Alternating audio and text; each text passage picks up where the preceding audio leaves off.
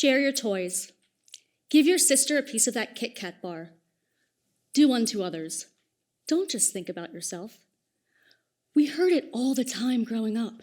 Don't be selfish. But you know what? Sometimes we have to get selfish. I learned this the hard way back in 2011. My day started like most others. I drag myself out of bed and make a huge pot of Tiger's Eye extra strong coffee. I hear the roar of my brother's motorcycle, so he must be here on his day off to work with my husband. So what I do when I hear that motorcycle, I pour 3 huge mugs and start the ever-necessary second pot. I take a Tylenol and attempt to prevent my headache from turning into yet another dreaded migraine.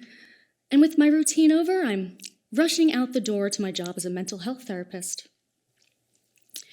You see, I had arrived in the career I was supposed to have.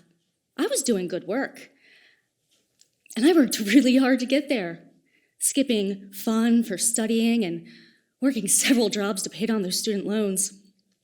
The best part, a couple of days each week, I still got to see my 2 favorite people, my husband and my brother, for brief few moments over those coveted giant mugs of Tiger's Eye coffee. Lucky me, right? Not quite. What about the constant exhaustion and the migraines? Oh my gosh, sometimes I would lose an entire weekend just battling my aching head, just isolating it from all light and sound. Eventually, I had enough of the suffering and the lost days at work, and I went and got a migraine prescription. A quick and easy fix to avoid facing the root of the migraine, or to avoid facing what might be wrong in my life. So what's a selfless girl to do? She's going to work, of course. I get to the office and I find a voicemail from my receptionist, and it says, "Your 2 p.m. is canceled. You can close case 6357. The patient is dead, but don't worry. I'll pull someone in from the wait list." What? The patient is dead? He was not just a patient. He was a young 20-something that I desperately wanted to help. My head began to spin and throb, and luckily I had my migraine prescription. Take a pill, grab my phone, and shoot a quick text to my coworker. "Hey girl, at lunch, can we just skip the shop talk for a little bit? I want to talk to you about something important." I take a few deep breaths and let my headache ease a bit, and I welcome in my first patient of the day.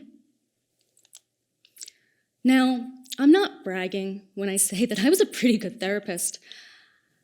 I helped a lot of people reflect on what was wrong in their lives, reflect on their troubles, and make real positive changes in their lives. But I had a dirty little secret. I was really bad at doing that for myself. I mean, do unto others, right? Share their pain. Be a selfless little do-gooder. I was spending my days posing as the poster girl for selflessness. But, and here's the really big but, I was just as unhappy, if not more unhappy, than some of the people that I was helping. But then again, I had spent so much time, energy, and money on this career to get where I am. What would people think? I mean, really, what would they think? If I tossed it aside, took a real deep, hard look at myself, jumped off this migraine-inducing treadmill, and took a flying leap into the unknown? So I stayed. I stayed stuck. Well, I stayed stuck until later that month. I received a phone call that there had been a terrible accident, a motorcycle accident. My brother was dead. In the days and weeks following this tragic, seemingly impossible news, I was paralyzed. I couldn't make coffee. I could not engage with my patients. I couldn't tie my shoes. I was no longer stuck. I was becoming unglued. and that scared me. It scared me enough to take a real long, hard look at myself. I remember there was one day that I was looking in the mirror, just hoping to find me. And as I stared at my unhappy reflection, it dawned on me. I needed to start getting honest with myself. I needed to face the facts. I needed to get downright selfish. That's right. If I didn't prioritize my health and my healing, I was going to fall to pieces. Now, it took a lot of hard work, a lot of time, a lot of self-reflection, some of it quite painful. But by allowing myself to be selfish, I was able to put myself back together. Well, not the old me, but the new me. Here I am today, no longer a therapist, but an entrepreneur and an executive coach who absolutely loves her own life and really enjoys helping other people get unstuck too. Hello, new me, and goodbye migraines and constant exhaustion. Have you ever felt stuck? Stuck in a job, a career path, a relationship, a town? Have you ever felt like you would become unglued? What is stopping you from facing the facts and making a change for yourself? Is it sheer inertia because you've worked really hard to get where you are? Is it fear of the unknown? Is it worry about what friends, family, society would think? Well, I'm here to tell you that if you really want to get unstuck, it's surprisingly simple. Not easy, because it will take time, effort, and some painful self-scrutiny. But it's doable, and I know because I did it. I started by asking really tough questions about myself, quite similar to the questions that I used to help patients find discrepancies between their goals and their behavior.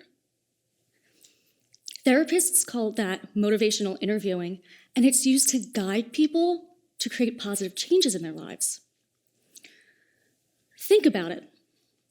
On a job interview or even when dating, we ask tough questions to find discrepancies between what's on an online profile or a resume and who someone really is. So it hit me. Why don't we interview ourselves the same way? Simple, right? All you have to do is ask yourself tough questions. Tough questions to find the gaps between where you are right now, your hard reality, and who you are deep down, what matters most to you. Now, like I said, it is simple, but it will take you to be radically honest with yourself in order to find the correct answers to your interview questions. But when you do find those answers, I'd be willing to bet that you would decide to make a change too. I'd like to introduce to you a simple 4-step process for getting unstuck before you come unglued. I like to call it the selfish interview. All you need to do, kick off your shoes and get in your comfiest, coziest chair. Maybe pour yourself a huge mug of Tiger's Eye extra strength coffee or whatever your beverage of choice might be. Put the phone away and grab a notebook and pen. You ready? Let's go. Step 1, self. Who am I at my core? What matters most to me in my personal and my work life? Who means the most to me? Is it my friends, my family, those that I serve at work? What are my core values? Honesty, respect, resiliency, kindness for myself and others? Do I prioritize my own physical and emotional health?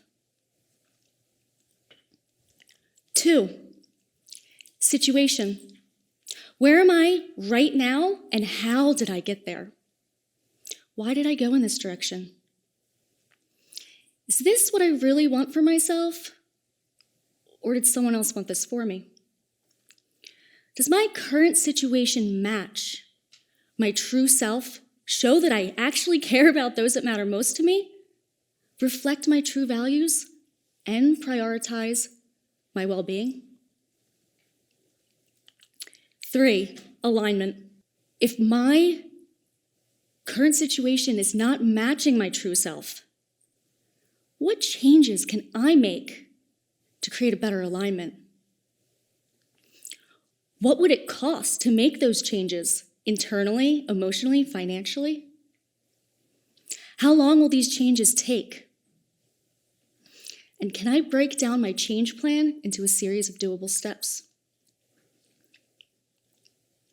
4, action. What obstacles are getting in my way? And am I the one creating them? What can I do to remove these obstacles? How will I measure my own progress? And what actions can I take today to create momentum? A few quick tips. Be selfish. Give yourself time. Time is your ally. Be patient with yourself. Do not let the inevitable setbacks deter you. Administer your selfish interview every 3 months. And remember that reflection is fruitless without action. At the end of any reflective experience, you should be taking action. You should be doing something that will get you where you want to go. And that will help you get on the path to getting unstuck before you become unglued. Good luck.